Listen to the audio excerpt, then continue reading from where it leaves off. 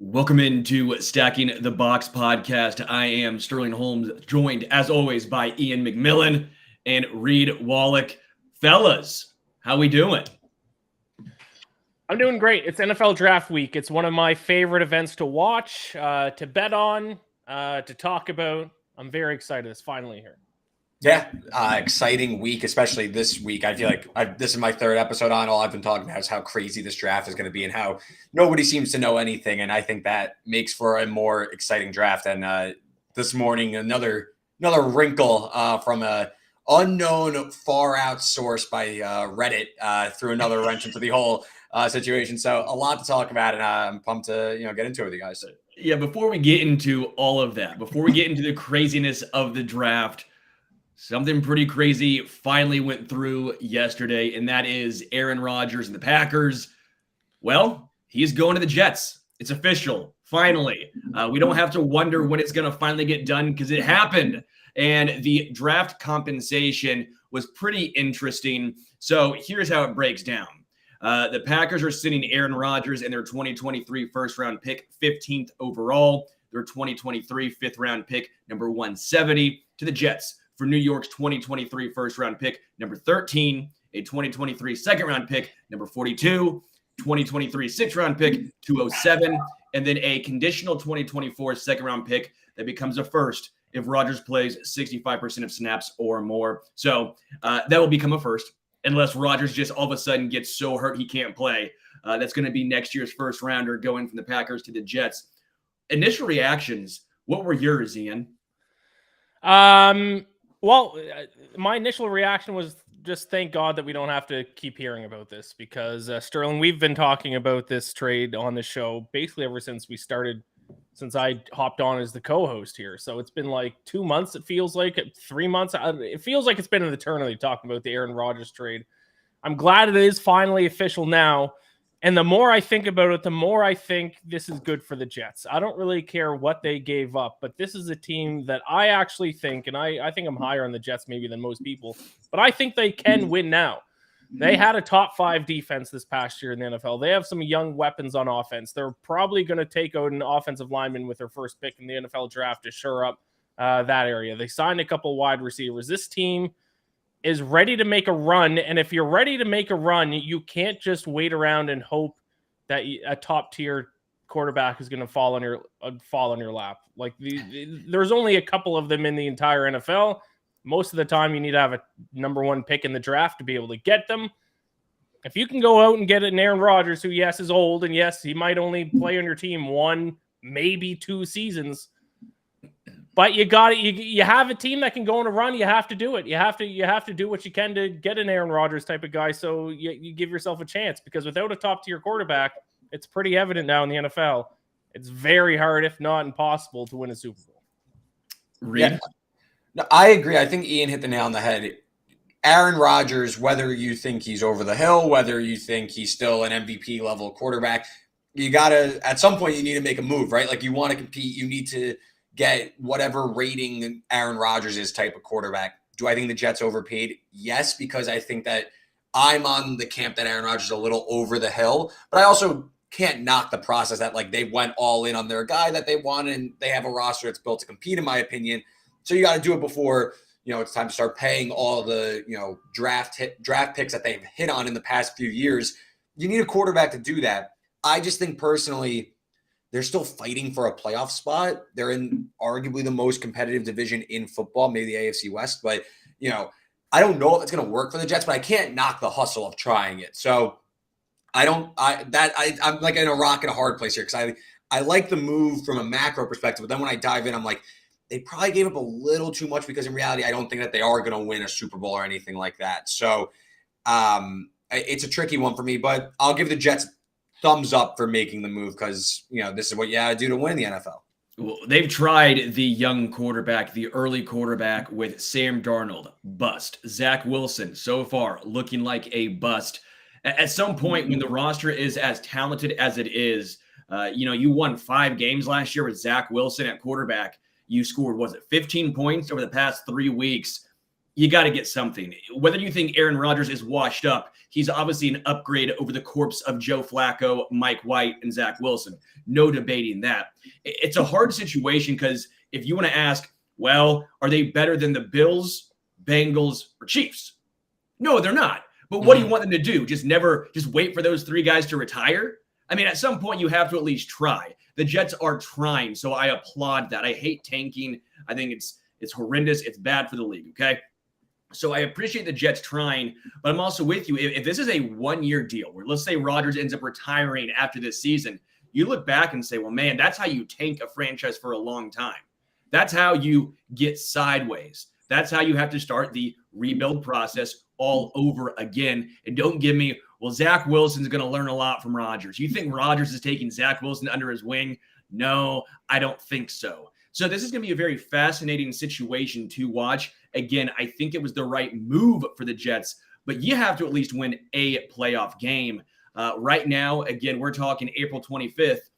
You have the Chiefs, Bills, Bengals. You probably have the Jaguars winning their division, so they're going to be the 4th seed, right?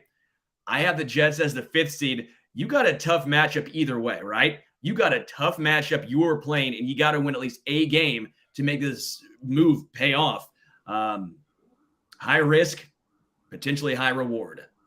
It seems like we're all aligned, right? Like we all agree that the Jets are a playoff team, maybe not a Super Bowl team, but we also see kind of the flaws in what this trade is, but we also commend the Jets for actually going all in and making that move for Aaron Rodgers. I think that they had to do that, especially given their roster construction. But like whether it's Zach Wilson or if they like ended up bringing back Mike White or something, like that quarterback situation wasn't making them a contender. Now they have entered the contender status. So, you know, you damned if you do, damned if you don't, whether it works or not. I personally, that 65% snap thing, I would have made that more win-loss based than simply playing based, in my opinion. But, you know, that's kind of, you know, looking a little too deep into it.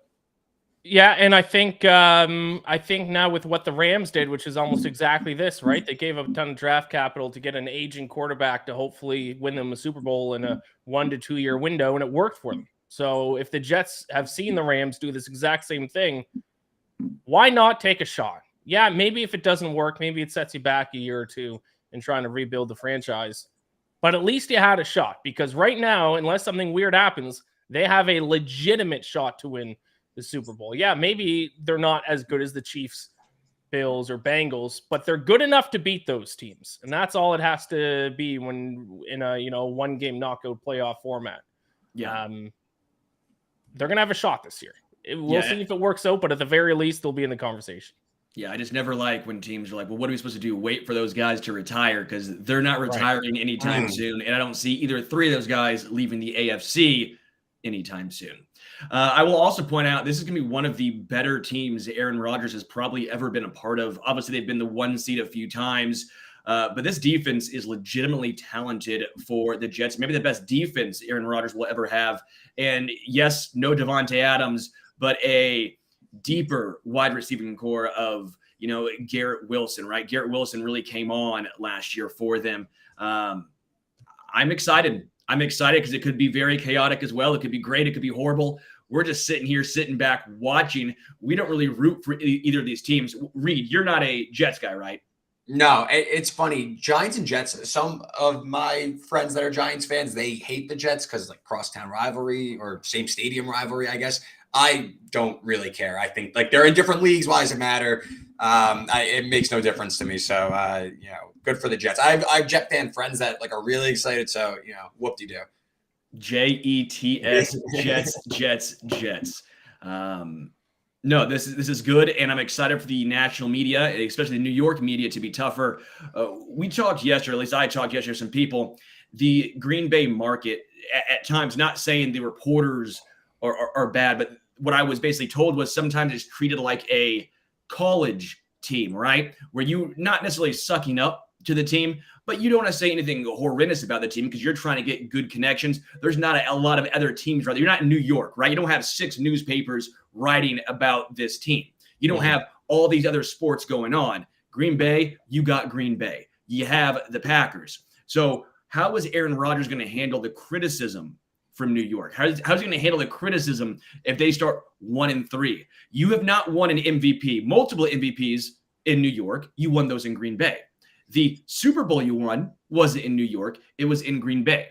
If things go sideways, he can't tell the New York media to RELAX. They're not going to buy it. Yeah, it's gonna be fun. I'm interested to see how it works out. Maybe I'll have to go into midseason darkness retreat again. Before we get into the draft, you had some news, Reed. What were you talking about? Yeah, so this morning, Will Levis took a lot of money to be the number 1 overall pick. What seemed like, this is like based on odds, but what seemed like a sure thing that Bryce Young was going to be the number 1 overall pick. He was like minus 2,500, which is north of 95% probability, implied probability. Like it's done basically. All that's missing is the card with his name on it. Late last night, early this morning, all of a sudden, I was in a meeting with Ian and said, yeah, Will Levis just got whacked at the sports book to go number 1 overall. He's down to 10-1. I don't know if it's going to mean anything or someone just put in a big bet, because these draft markets the sports books don't know. This isn't like they're setting odds. They're just going based on who's betting what. And it's very easy to move these lines with one big bet. So someone came in and placed a big bet on Will Levis, and then the national media caught on to it. And Will Levis went from over the weekend 60-1 to be the number 1 overall pick, all the way down to 4-1 as of 10 a.m. Eastern. It's since kind of corrected itself. He's 8-1 now. Bryce Young is minus 1,200, which is still, let's just be clear, Bryce Young is still a very, very heavy favorite to be the number 1 overall pick. But it's just very interesting that Will Levis all of a sudden is getting this hype, because we've discussed that Will Levis also getting hyped to go number 2 overall. He's the favorite there. He's also the favorite to go number 4 overall. So Will Levis is at the center of all these draft conversations. And if we want to, it seems like the original thing that started this move, I'm sure someone else is connected or something, but someone on Reddit, I need to pull up the name of the Sale Agreeable 2834 might go down in NFL draft lore. Posted on Reddit. And Ian, if you have it up in front of you, I don't have it up in front of me. If you want to put it up in front of you, you can read the actual what that person posted on Reddit. 4 hours ago, a user by the name of Sale, so about 8 a.m. Eastern, Sale Agreeable 2834 posted on our sports book. The title of the post says, Will Levis is currently plus 4,000 be the first overall pick. Well, ladies and gentlemen, he's telling friends and family that Carolina will, in fact, take him on Thursday. You're welcome.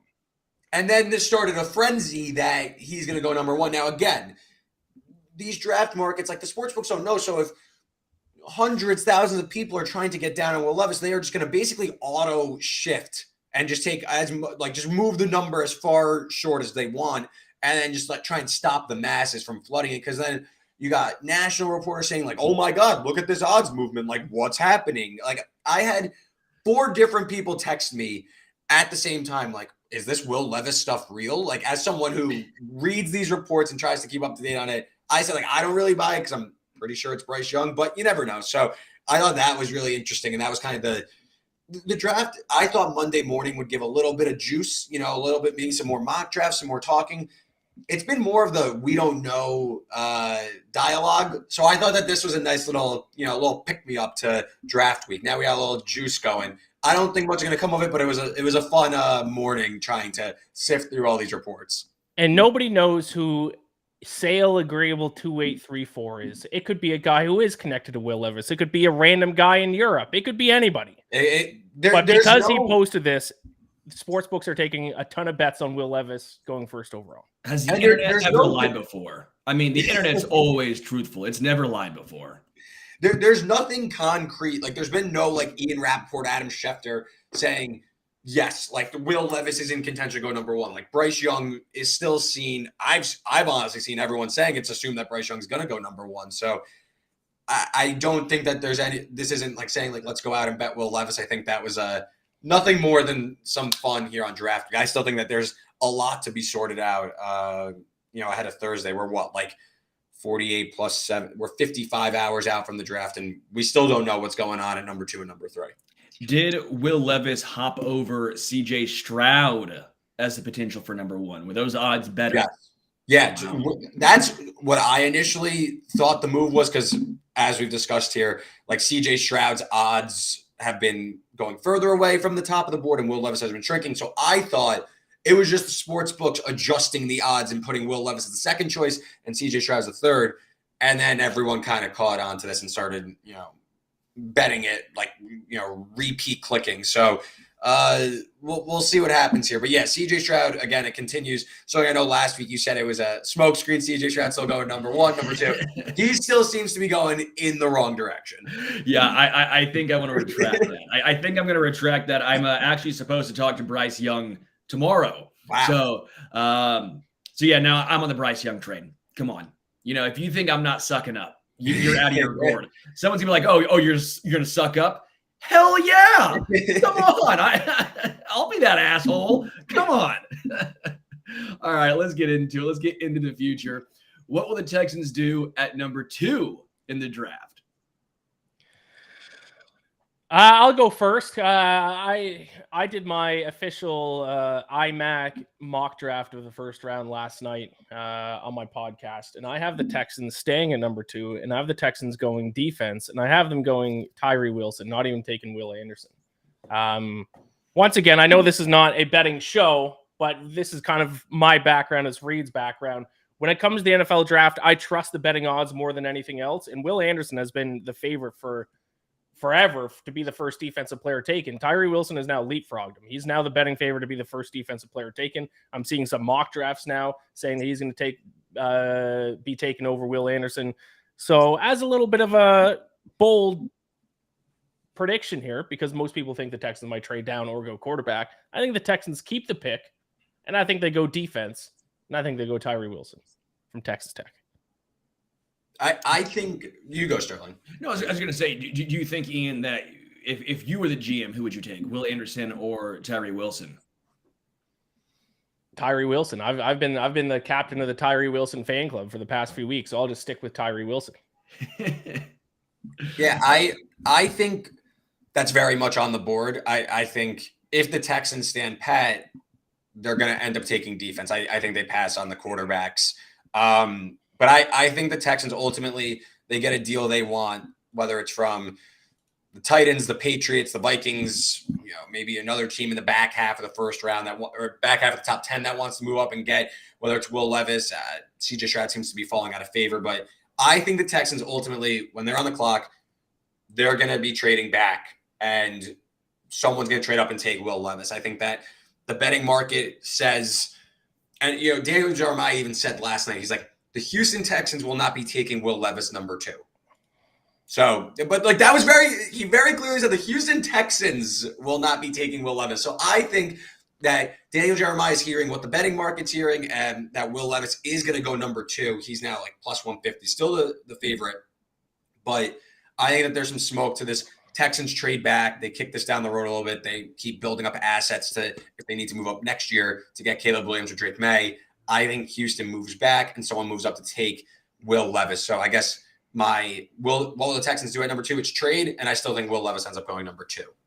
And I'll say, if I had to throw out a prediction, I'll say the Patriots take Will Levis. I think the Patriots end up moving up. Ooh. Yeah, I think the Texans move back. They're just trying to get as much draft capital as they possibly can. They already have another first-round draft pick already in this draft. I don't understand it personally. It basically sounds like, according to their Twitter account, plan on tanking one more year for Caleb Williams. I've already told you guys what I think about tanking, especially in the NFL. It always makes me laugh because the GMs, they might have a game plan in place. They might say, yeah, we're going to tank. But you think the players are buying into that? You think the players are like, all right, yeah, you guys want to tank, but you're going to take care of me, right? You'll take care of me and financially and everything going forward in the future, won't you? No, they're not. So the players have no incentive to tank. So just look at the week 18 with this very same Texans team this year. Yeah, they're supposed to lose and they won on a last second throw. So again, I think tanking is completely overblown, overrated. How many times have we gone through a list of players who you think, oh, he's going to be a stud quarterback and he's an absolute? I mean, Zach Wilson, second overall, Sam Darnold, 3. I mean, like we've done this exercise so many times. Baker Mayfield was 1-1, right? what it comes down to is I think they trade back because that's what the Texans are telling us, but I think it's silly.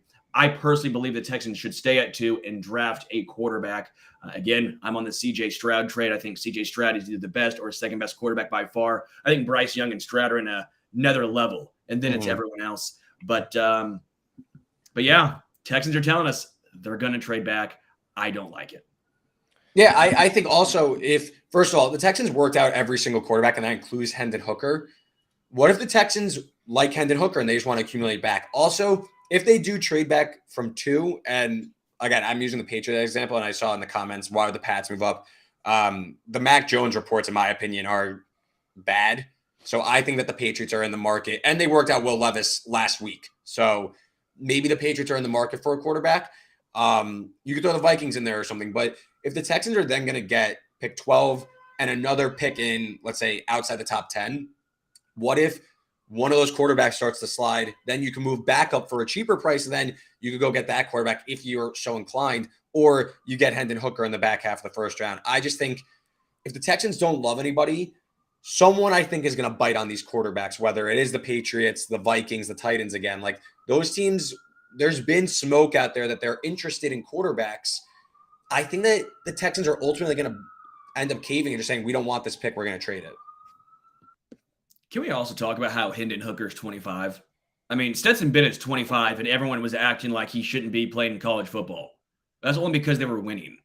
Hendon Hooker's also 25 years old and gets no flack. Also, Hooker's coming off some major injuries. I understand it's going up people's draft boards, but I would be very concerned. That seems like a Brandon Whedon 2.0 type situation going on. So, yeah, maybe. But I mean, everyone's saying he's going first round. Yeah, like it's like a formality at this point. What seemed like a kind of a question. Now everyone's saying, yeah, first round lock. Yeah. Let's get into the future. Number 2. What would the Cardinals do at number 3 in the draft? I do want to really quickly just address the question in the chat. Jay Ward says, why would the Pats move up to draft a quarterback? Because maybe it could be up and trade with the Cardinals too. I think from what I see everywhere is the Patriots are owed on Mac Jones. Am I wrong in saying that? It seems like there was reports that they were shopping Mac Jones, trying to trade him. Doesn't look like there's a lot of suitors. So a lot of people think the Patriots are going to trade up, or maybe not trade up all the way to number 2 or number 3, but trade up a little bit, or even just stay where they're at if someone drops to them a quarterback. Go ahead. Nick Caserio comes from the Patriots, so I think there's like a natural link of trade partners there. I think look at for teams looking to trade up, at least in my opinion, look for the ones that have veteran quarterbacks on later deals. Even if you basically get a quarterback to redshirt a year, whether it's Levis or Stroud, just a quarterback to sit behind the veteran for a year. I've seen the Vikings linked a lot to moving up in the draft, or stand pat and take Hendon Hooker. Seattle signed Geno Smith to that extension, but it's basically only like a 1-year guarantee, and then like everything else is like either non-guaranteed or very light guarantees. So Seattle's been another team that has been linked to quarterbacks. Detroit with Jared Goff. That's where I would be looking. Who would move up or take a quarterback maybe higher than expected?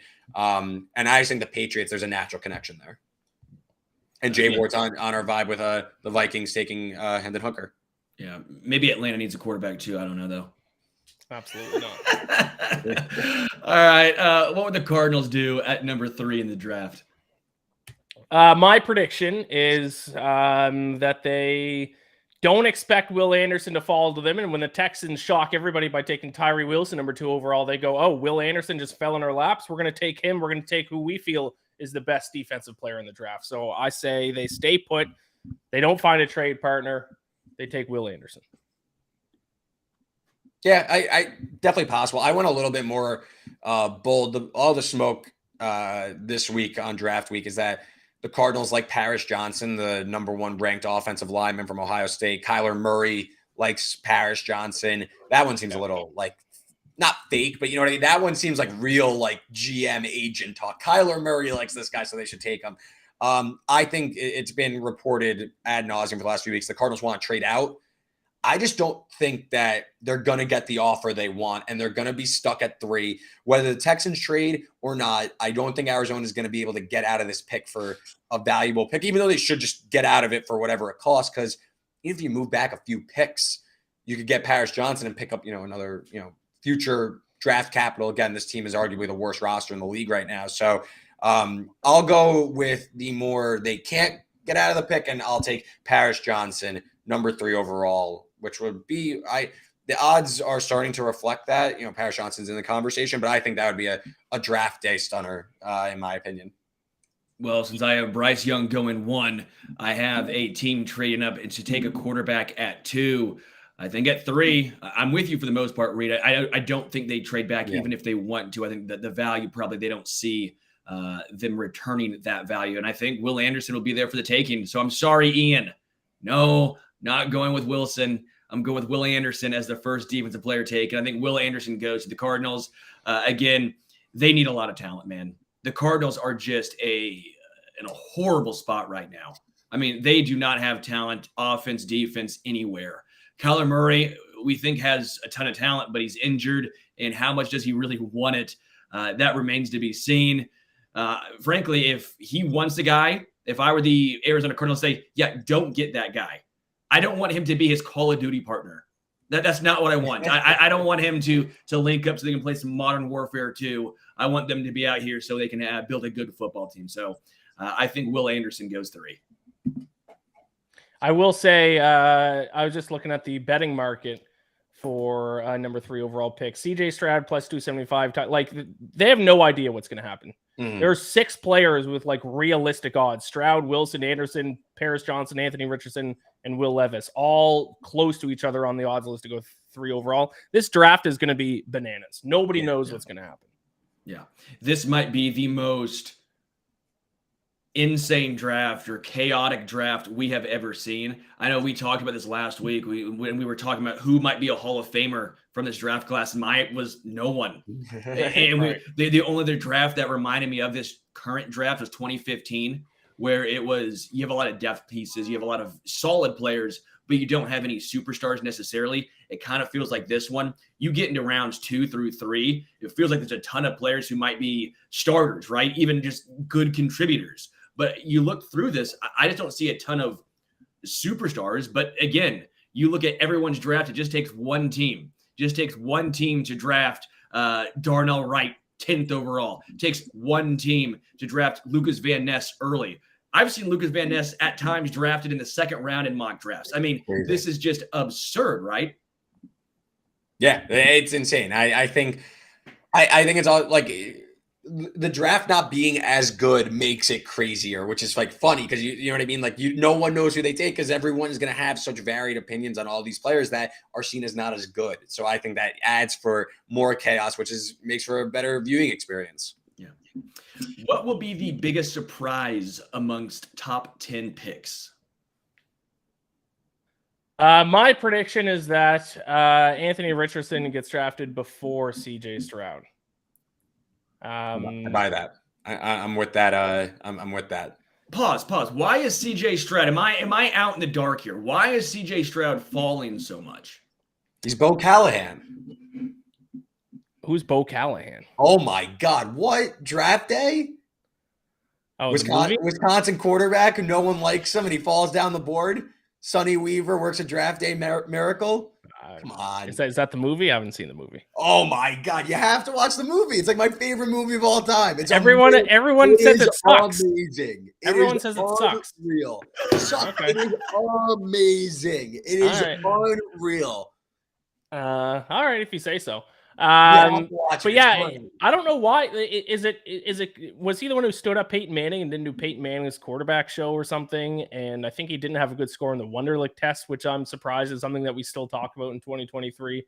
But for some reason, he does seem to be dropping on everyone's board. In my official iMac mock draft, I have Anthony Richardson going 7 to the Raiders, and then I have the Texans trading back up with the Falcons and taking CJ Stroud at 8. Why wouldn't the Falcons take CJ Stroud? Because the Falcons have a future 3-time Super Bowl, 4-time MVP in Desmond Ridder. They don't need another quarterback. I could see Houston. There's been no real connection for Stroud to really anywhere, which I guess like that opens up a ton of variables. But like I think based on what I've read, Indianapolis rates it Will Levis, Anthony Richardson, CJ Stroud. Like that, and then Bryce Young obviously won. That's how I think their board breaks. So I guess if Will Levis is going 2, which Ian, I guess yours doesn't in this case, but if Will Levis goes ahead and Indianapolis, who is definitely taking quarterback by all accounts, they'd go Anthony Richardson then. I agree with this, though. I think Richardson ends up going anywhere between 3 and 5. Dude. 3 and 5, and then Stroud falls closer to 8. Maybe I'm an idiot, but I just don't see it. Again, I keep seeing. I also have like a wild, like my imagination has taken over all control here with this draft board. Listen, I need to write down exactly how I think it's going to go because I'm like all over the place. Sure. Crazy things happen in the NFL draft. It never goes how anyone predicts it's going to go. So yeah, you got to get a little. Trubisky's second overall. Yeah, that was a good one.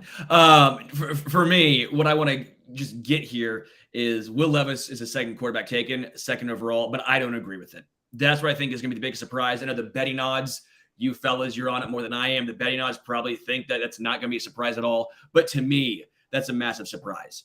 Again, I went to Mizzou. I watched a ton of SEC football games this year. I watched a lot of Will Levis. I saw him in person.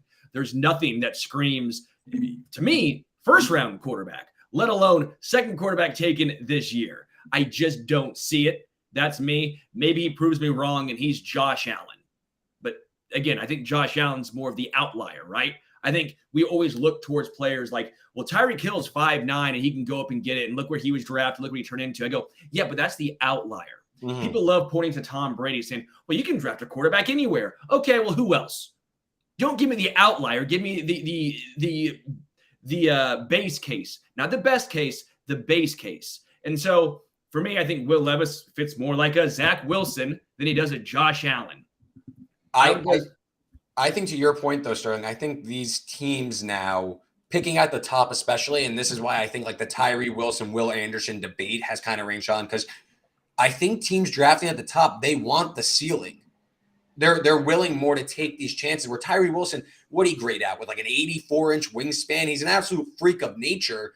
So, and it's why Trayvon Walker went 1 last year. The upside is so tantalizing and so intoxicating that teams feel the need, like we could capture this ceiling. Let's go get the ceiling. And if you end up getting the floor, then maybe that's a little bit lower than expected. But I think teams picking at the top, they want that ceiling, which is why you're seeing those, like you're saying, the Josh Allen hopefuls maybe getting pushed up the board a little bit higher. So I've seen Will Levis and Josh Allen compared to one another. Sure, and where was Josh Allen taken? Where was Patrick Mahomes taken? These are not 1-1. I just don't understand. And again, this is just me. I don't understand the obsession with potential. I don't get it. The older I've gotten, and maybe it's the curmudgeon in me, the older I've gotten, the more I'm like, give me the floor guy. Give me at least a guy who I know can be a contributor. Maybe the ceiling's not going to be quite as high. But if you've been, I mean, for example, just Royals and Chiefs, Aldebert and Mondesi, all the talent in the world, never once put it together for any sort of stretch. Chiefs, for example, I mean, Tyson Jackson, you go down the list of all these players. Well, look at the potential. Look what they could become. Okay, but look what they did become. We have the cases of who they end up being. Stop trying to go for the 1 in 100 and go for the guy that's going to be 75. Like to me, I get so annoyed with the talk of potential. Actually get out there and perform. That's why I love George Karlaftis last year for Kansas City. The upside isn't quite there and some other guys, but you know he can come in and start game 1.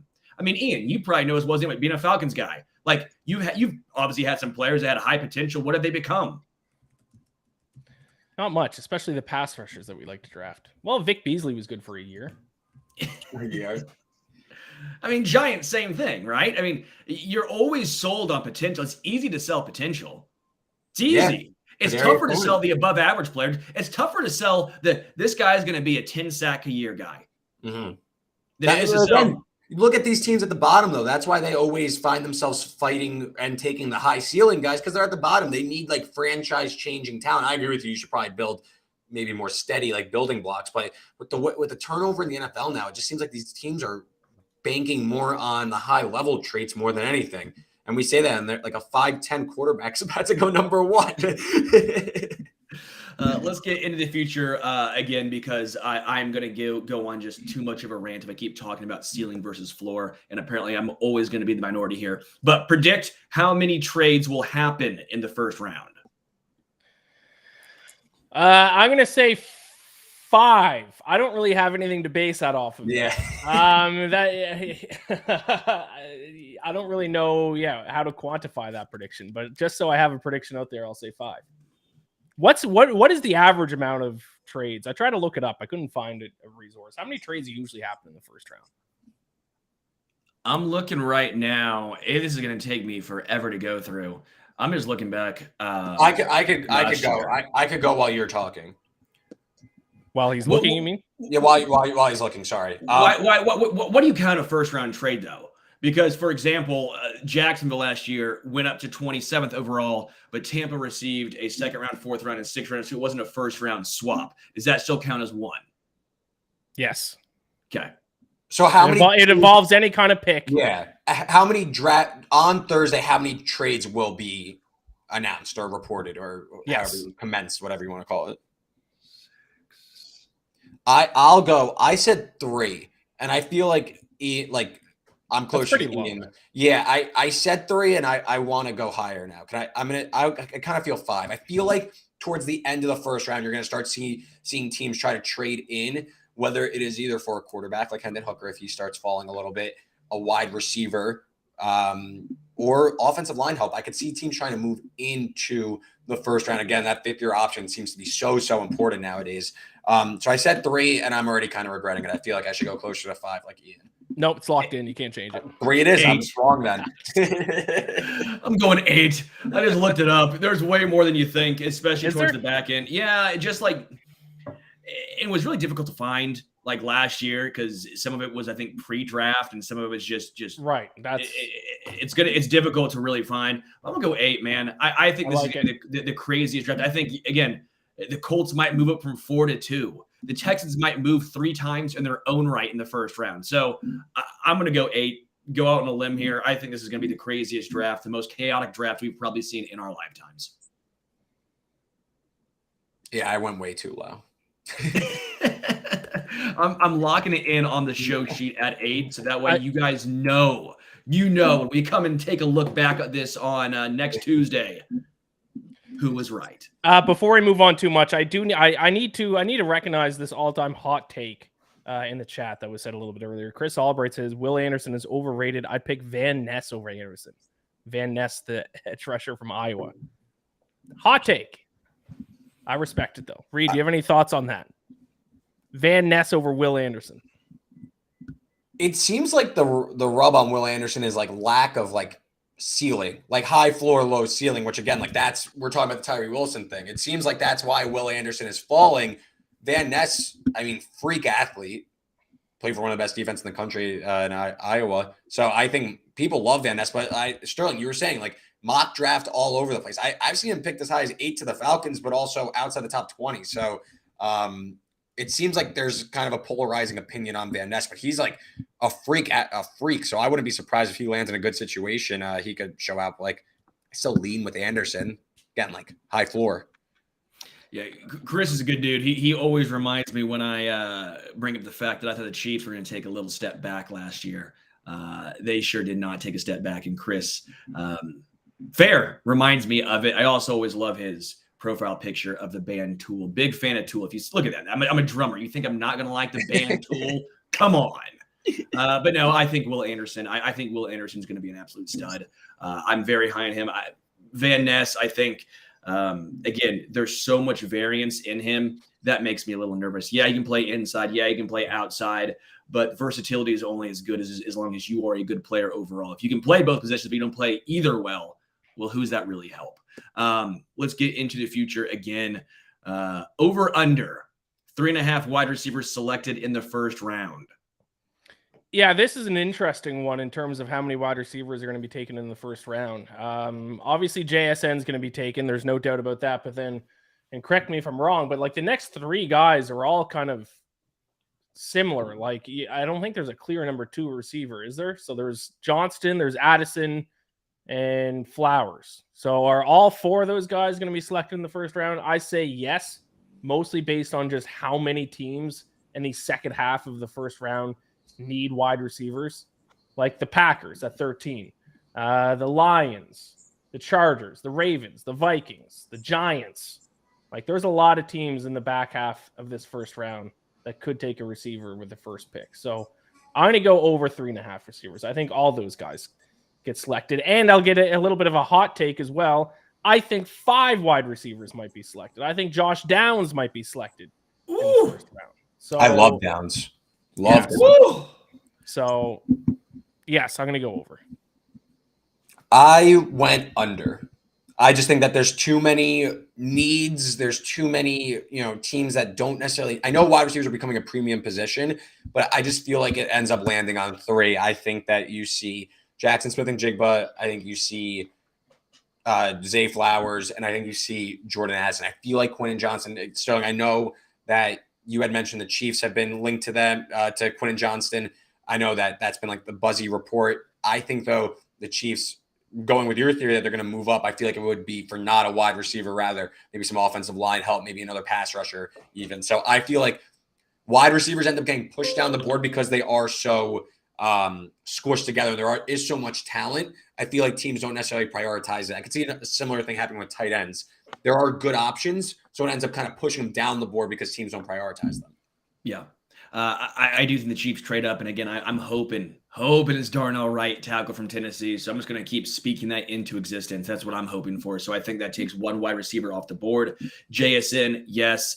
But again, I'm with you. This wide receiver class is pretty good, but it's not great. Mm-hmm. And that's what it is. Like last year, I think was a great class. I mean, you're looking back on that class already and saying, wow, there were some studs.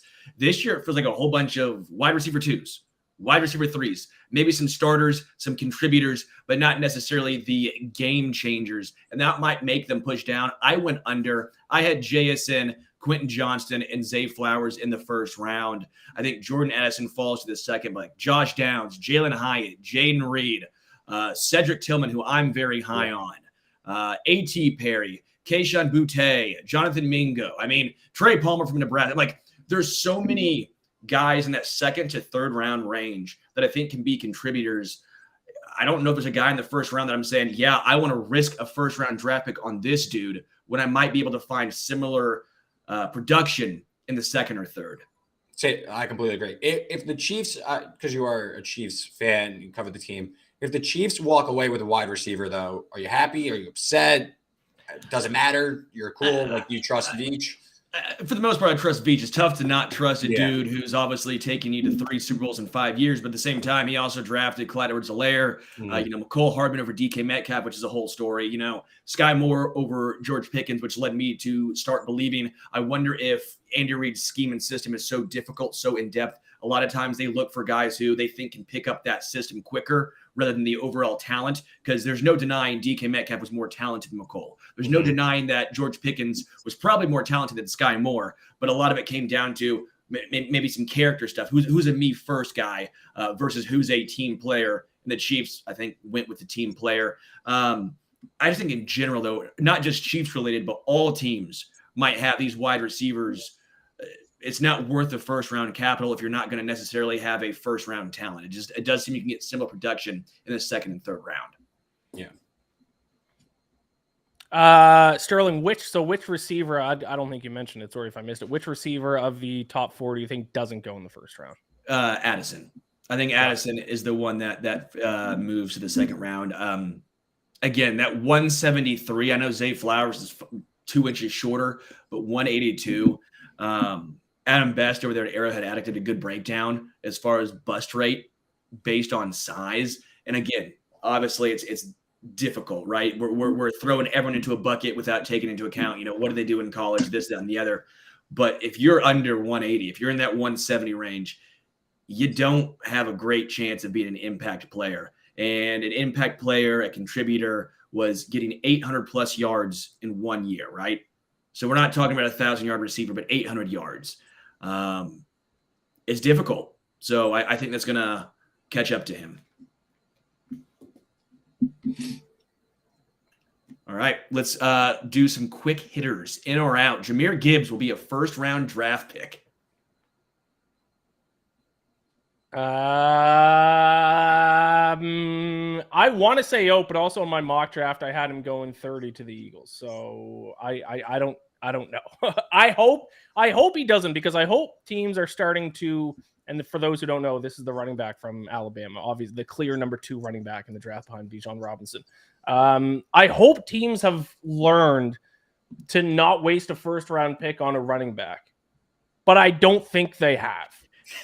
Is kind of where I stand. So if I was the GM of every team, he would be falling out of the first round, but I'm not. And they have these old guys who still probably think you need to establish the run before you can do anything else on the football field. So I will say, yes, he is a first round draft pick. Yeah, I'll go with yes too. And again, like, this is, I inhale all these reports and I try to like sift through what's real and what's not real. This week, every prominent national reporter said Jahmyr Gibbs is getting into the first round. So I think that part of that has to do with or maybe it's perceived that there's a big drop off between Bijan and Gibbs, and then the next group of guys that is making Gibbs that much more valuable. And I saw, I don't want to say the wrong name, but some national reporters said that some boards have Gibbs rated over Bijan Robinson. That might be a little crazy. I think Gibbs is absolutely insane. He's filthy. So I think he's a first-round talent. If he falls out, it wouldn't be that surprising. I'll go with yes, though. I think someone, again, that back half, and I think, again, it's going to start to push down some of these positions, whether it's corner or whether it is wide receiver. I think someone's going to value Jahmyr Gibbs enough to move into that first round to get him.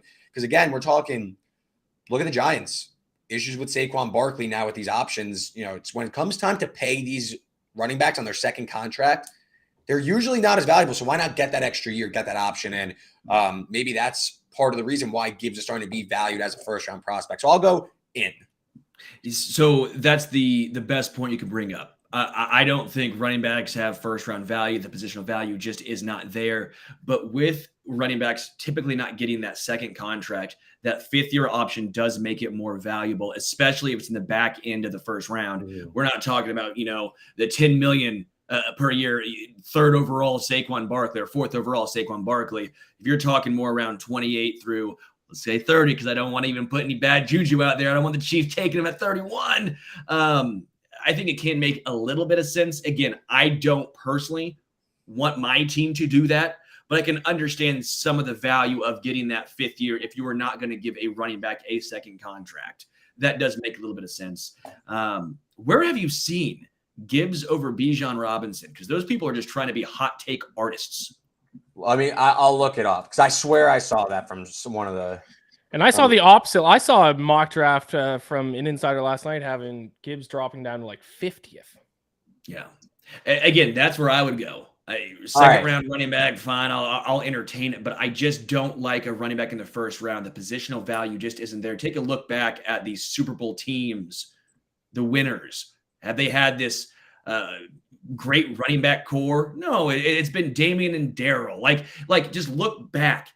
It's not the Christian McCaffreys, the Alvin Kamaras, the Saquon Barkleys, the Derrick Henrys. They're not the ones that are making the team go to the next level. It's not the running back position. Yeah, and it was Jeremy Fowler of ESPN reported that some NFL teams have former Alabama football running back Jahmyr Gibbs as their top-rated running back over former Texas football running back Bijan Robinson ahead of the NFL draft. And Fowler said it is not because of the ability, but fit and scheme. So, Jeremy Fowler, I doubt you're watching this, but if you are, I credited you with that heater. But he's just doing his job. Yeah. Raiders will take a quarterback with their first draft pick. Yeah, I'll say in. I said earlier, I think the Raiders are going to take Anthony Richardson in 7th, so I'll say in. Jimmy Garoppolo is obviously not the long-term answer there. I think Anthony Richardson, as we've talked about before, seems to be a little bit of a project quarterback, a high ceiling guy. So what better place for him to go where he can sit behind a Jimmy G for a year or two, and then get into things after that. So I'll say yes, in. I'll go out. I don't think that the Raiders are ultimately. I think they end up going corner, whether it's Weatherspoon or Gonzalez. I think that or they trade out altogether. I think that the board didn't break their way, so I think the Raiders ultimately don't take a quarterback. I think I'm in. I think I'm with Ian. I think they do take a quarterback because Jimmy G is the perfect bridge quarterback. Mm-hmm. This is what he's done. Like, there's no one's sitting here saying, yeah, Jimmy G is the future of the Raiders. No one's sitting there. Everyone knows what he is. He's a placeholder. But he seems to be a good leader. He's been on a lot of playoff teams. He's been to a Super Bowl. I think he's a guy you can use as a mentor. He's maybe the Alex Smith of the current NFL, right? That might be his next role. And I think he fits it well. Is it fair to him never getting a real fair shake? I mean, seriously, he was winning all these playoff games with San Fran, and everyone's like, okay, it's everyone else. And even me, I'm not saying Jimmy G's the guy. I'm not saying he's this game changer. But when you kept winning and there was still constant talk about, well, who are the Niners going to get to take them over the hump? He never really had a fair shake. So I'll say he's the a bridge quarterback, and the Raiders do take a quarterback. All right. All right. Tyree Wilson will be the first defensive player selected. Ian, I wonder who you're going to say here. Yeah, I'll say in. I guess we've already covered this a little bit when we were talking about earlier with the Texans and the Cardinals pick. But at the end of the day, I'm not an NFL insider. I don't have the phone numbers of any inside sources at any team. So my inside source, which is not an inside source, it's just a source, is betting odds. And betting odds say that he's now the betting favorite to be the first defensive player selected. I'll see if I can find some here. Minus 150. So slight favorite, but favorite nonetheless. So I'll say in. I'll say in too. I think whether it's Houston sends Pat at 2, they take Tyree. Maybe Arizona takes him at 3. Sorry. I'll say in. I believe that Tyree ends up finding his way as the first defense player selected. Again, that ceiling I think is just too much to pass up. Out. Give me Will Anderson. I'm all in on Will Anderson. I am. I think just the talent's there. The floor's there. The ceiling's there. It's all there. Give me Will Anderson. You guys can have your Wilson. Give me Anderson. What comes first in the alphabet, A or W? A. A, I'm pretty sure. We're not Jameis. As someone who has the last name that starts with somebody has the last name that starts with W, I know I'm at the bottom. All right, let's do it. Final one. Falcons will select Bijan Robinson. Ian, the floor is yours. I unfortunately think yes. I think they trade down and then, well, in my mock draft, which I did last night, I have them trading down to 12 and then selecting him there.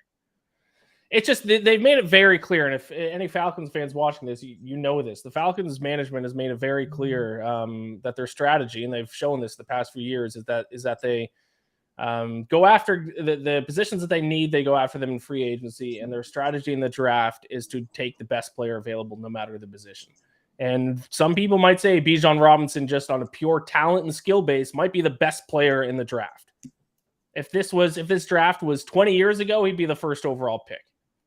So if the Falcons stick to that strategy, despite having so many holes in their team that if they were a boat, they'd sink, they're going to take another running back. They have Cordero Patterson. They have Tyler Algier, a 5th-round pick last year who rushed for 1,000 yards. But we also took a tight end like 2nd or 3rd overall, whenever that was that we took Kyle Pitts, and we had even more holes then than we do now. We selected a tight end and then decided not to throw to him for the next 2 years. So, unfortunately, yeah, I think the Falcons might take Bijan. I hope they at least trade down to get a little bit more capital before. If they take him at 8, it's gonna be a tough night for your boy. But I do think they take Bijan Robinson. I'm out. I don't think so. I think there's too many other options for the Falcons, whether it's trading down, whether it's pass rusher. I've even seen offensive lineman mocked. I think that it's almost coming like groupthink that the Falcons end up pulling the trigger on Bijan. So I'm going to go, no, the Falcons don't select. I think ultimately, I think maybe the Falcons end up trading down. Just one of those teams. If the quarterbacks start falling, someone moves up because obviously you're paying less of a premium. I think the Falcons end up trading down if I had to put money on it.